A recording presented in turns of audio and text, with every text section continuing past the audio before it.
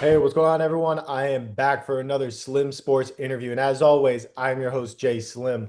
And joining me today is one of the top rebounders from the Atlantic 10 Conference this past season, formerly one of the top rebounders in the Big South Conference, and probably one of the top rebounders wherever he has been because he is always going to use that muscle that he has to body people left and right, get some dunks along the way, and help his team do whatever they need to do. Has had quite the journey that we will talk about. And he's an old man at this point in the college ranks. Sorry to call you that, big guy.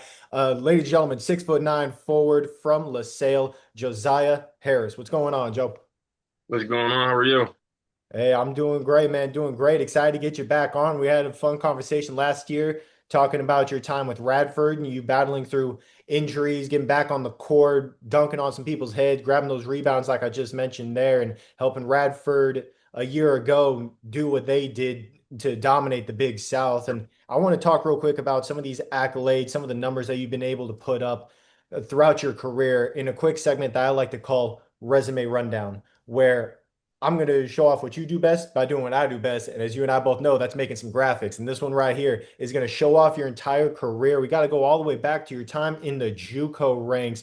2021 freshman year with Cali went all the way to the national championship game in the NJCAA. And a year later, you made it back to the national tournament during your time with Hutchinson with the Blue Dragons, helped them get to the second round there. Came over to St. Francis after that, spent 2 years at Radford, where you helped lead them to the quarterfinals in 2024 in the Big South, semifinals in 2025.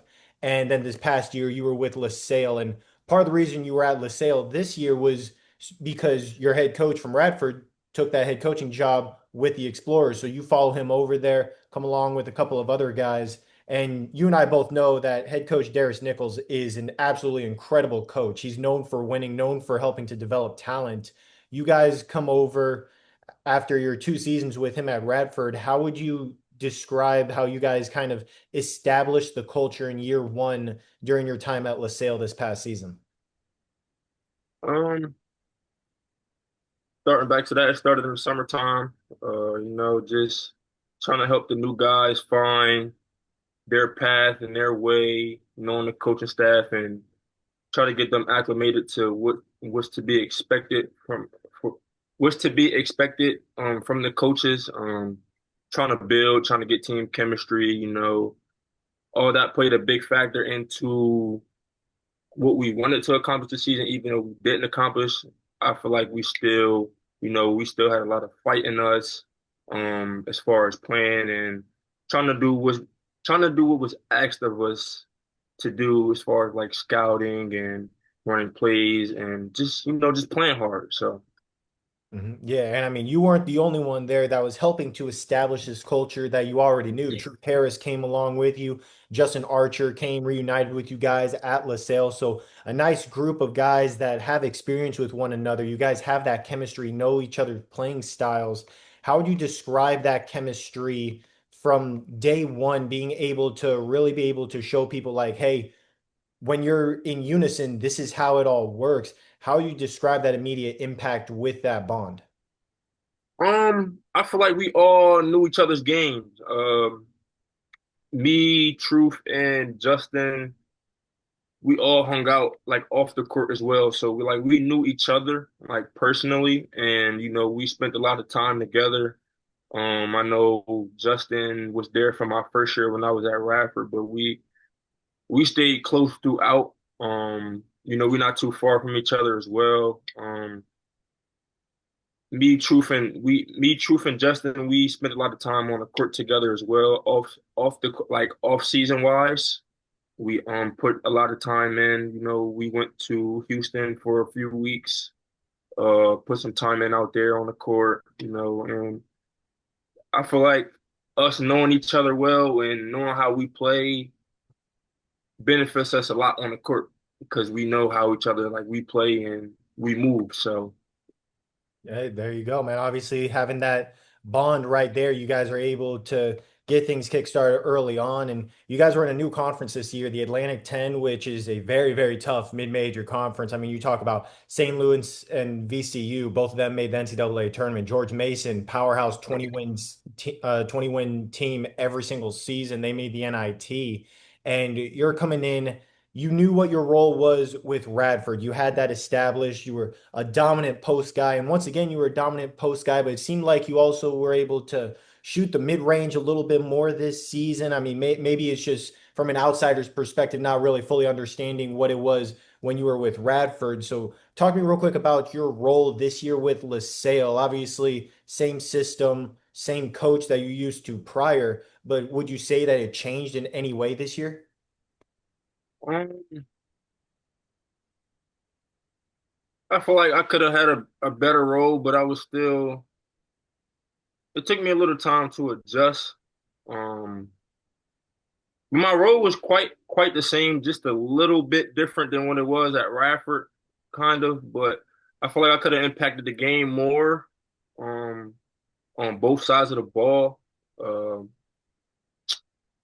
that's really it. I feel like I could have, the season didn't go as I wanted it to go. Like us getting to the tournament, that was really my main focus was getting to the NCAA tournament because I've never been there, especially it being my last year. But injuries played a part. So I mean, it could have been better, but I Hey, tried to look back on the past and just look ahead. So hey, I completely understand. We'll touch on that here in a little bit for sure. But you definitely did find ways to make an impact and get your team riled up with some big time moments, big time highlights throughout the season. I want to talk about a few of them specifically in this segment called Make That Play, where last year we got to do this show off some big time dunks that you had during your time with Radford. We're going to show off some of these big time dunks you had with LaSalle this year. And obviously, you know how this works, man. I got my top three plays right here on this list. But obviously, I'm just a fan in the stands. I'm just a stats guy. You're the one on the court doing what you do best. So, what would you say was your best play from this past season? ooh, my best play from this season.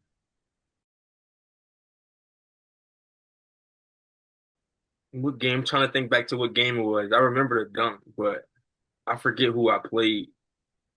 Well, I got three dunks on my list here, and that might ring your bell. It might be one of the It ones that might. you're Let's see. thinking Let's of. hear it. Let's hear it. Let's So hear it. let's start off at number three here, which is actually against St. Louis, where you had a big time dunk going against them, where you ended up rising up and just punched it home for a rim rattling slam against one of the top teams in the country this past season. Showed that you can go up against the best of the best and put it on the heads of the best there. So that one you had some impact. Number two, Monmouth, which was towards the beginning of the season, a powerful slam against them I where think it was that one. I yeah, think it was that one right there. yeah, I I mean, think it was Thomas. Yeah. you caught it in the dunker spot, rose up, fighting through defenders. Guy went, put his hand in there, tried to knock the ball out. You still rose up and punched it home, got some points on the board there. But number one, I had to go with your two-handed slam against VCU, the eventual A10 champs. You had a nice little pick and roll play there, and you rose up after catching the rock on the roll and just slammed it on top of the VCU defenders. So, I mean, some powerful slams. You had some powerful blocks, and I mean, you were able to showcase your jumper a little bit here and there as well. And those first two games going against Coppin State and Monmouth, you guys just started off really strong that season, had some double figure point wins, stuff like that. And then it seemed like things kind of started to trickle downward, fell off. And we'll touch on the injuries part here in a little bit as well. But how would you describe what you saw from this team those first couple of games when fully healthy? And the potential that LaSalle really had there if everyone had been able to stay healthy. Like you said, we definitely started off strong. Um, the downhill part, I mean, it went left. It like I don't know, like it put me in like a position like what's going on kind of thing. Like we started off strong. I don't know if we got to like I won't say feeling ourselves, but yeah, it was one of those like where we had to look at ourselves in the mirror like we can't be feeling ourselves too early. We got to keep sticking to the game plan, keep winning because when you start doing that, then you start losing track, and then you got outside noise as well. So it's a lot of things that play into that too, because you got a lot of people outside too that really that tells you things, and then you start listening to the outside noise. Then that becomes you start doing your own thing on the court. So it's a lot. It's a lot. Yeah, I mean it obviously there's a lot of stuff that goes on and injuries definitely played a big factor Injuries there too. definitely I played a mean, part. Um, Truth Harris, who came over with you from Radford, he missed quite a few games. Jay Arch, I remember tuning into one of the games to see you guys on the court. I believe you were on the court at the time, and I'm like, okay, so I wonder where Jay Arch is. He's probably on the bench. He was on the bench, but he was in a sling. He forgot to text me, tell me about that, update me. Love the guy, known him since our JUCO days. But yeah. I mean, he's rough stretch for him. Kept him in my prayers. Love you, Jay Arch. Hope you watch this. You know you're my brother for life. And then, I mean, not even just those, you missed a few games. There were quite a few other guys that missed some games because of injuries. And it just seemed like every week you guys had a different injury bug going on. Talk to me real quick about you guys as a team fighting through this kind of adversity. Because when it's so many different guys, it's not just one guy fighting through adversity, it's all of you guys fighting through everyone else's adversity as well in order to produce the best product on the court that you can. Talk to me real quick about fighting through that. Um, it was kind of hard. We had a lot of team meetings. Talking about it, trying to figure out what's the issue. Um, Practice habits. Um, try to make practice like it's a real game. So when we get into real game situations or late game situations, we know what to expect. Um, that's really it. Like we just try to become closer, no matter what our record was. We just try to pursue and be the best that we can, especially during that time, especially during the losing streak. We just try to come together and see what we could do.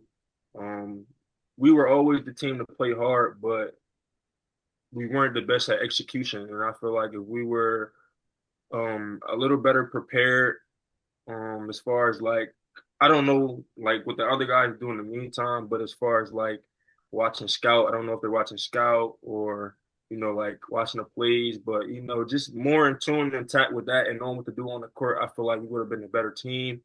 And like I said before, and I feel like if we was fully healthy, that we would be a better team as well. Yeah, yeah, absolutely. I mean, you guys still had a lot of very talented players, and Mhm. unfortunately, the season overall, 9-23 overall record, 5-13 in A10 action. But you yourself, you were still able to find ways to produce. Ended up averaging 8.4 points per game, 5.2 rebounds. You had some great performances against St. Louis. You had 19 points and 8 rebounds there. George Mason, 16 points and 10 rebounds. Those right there, two of the top teams in the A10. And then going against Drexel, you had 21 points and 13 rebounds there. I hyped up your rebounding ability. Obviously, your numbers speak louder than words right there. Doing what you do best, and especially towards the end of non-conference play and the start of A10 play was when you really found your stride. You had 8 points against Michigan, showing off that jump shot, finding ways to adapt against higher level competition. And I mean, 8 of 12 games, you were in double figures around that time, what would you say really clicked for you individually to where you found your stride offensively? Um, just me being in the gym a lot. I feel like, I mean, I was still in the gym, but it was just like me at the time. I was going through a lot of injuries, a lot of mental stuff going on. You know, that played a big factor too. Something I didn't speak about at the time. It was just a lot going on with me, like individually that I didn't speak on.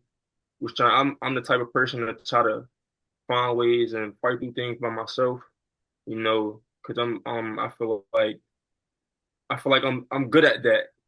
I feel like if I would have opened up and spoke on those kind of things during the season, maybe I would have played better. But I'm the type to try to get through it myself and not speak on things. But at the time, I was in the gym. That's I didn't have too many injuries going on around that time, but I was fighting through a lot around that time, and I got some regrets, but it Yeah. happens. Things happens, and I don't think I handled it the right way. So Hey, live and learn. Sometimes that's all you can do. Just find ways to grow, find ways to adapt. And that's definitely what this LaSalle program is going to be doing going into next year. Obviously, I know that your guys' head coach isn't satisfied with what you guys did this past season. He wants to Hmm. improve, wants to do what he was doing at Radford, being one of the top teams in the conference. And you and I both know he's going to be able to do that. He's got a great recruiting class, I'm sure, coming in. He's going to be looking to improve his system, his coaching techniques, to where he can help get these guys even better next year in this tough Atlantic 10 conference. What would you say LaSalle fans should expect from him in this program this offseason, preparing for the 26-27 season to go off and be one of the top teams in this conference? I would say I expect the fans to, you know, I know the fans want a better record.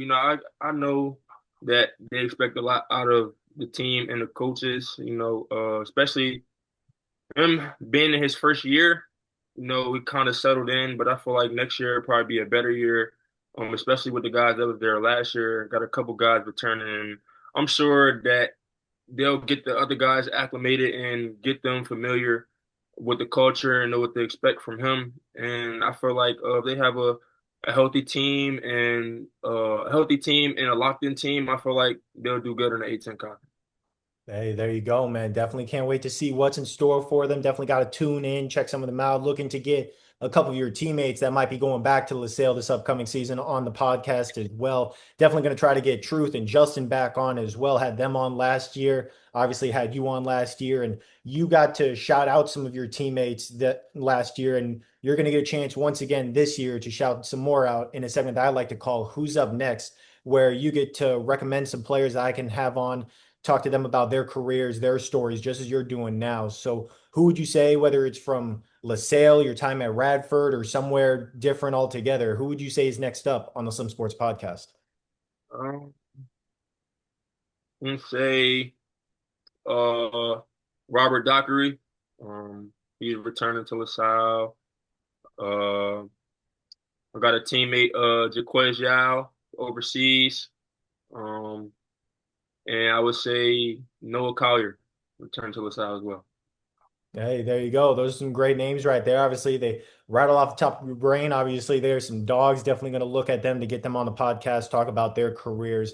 And those are great names for who's up next. Now we've got to talk about what's next. I know you mentioned earlier in the this podcast episode that this was your final year of college. Obviously, when I introduced you, and I apologize once again, I called you an old man. You've been around the block since 2021, I believe, or 2020. 2020.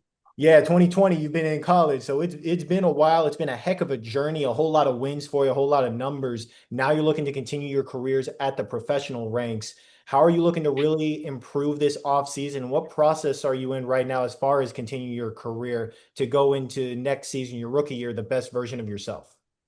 Um, Honestly, just got an agent. I'm looking to go overseas, continue my career. Um, just this off season, just put in work. Do things that I wasn't basically do things on the court that I wasn't allowed to do, kind of thing. Just like showcase more of my talent.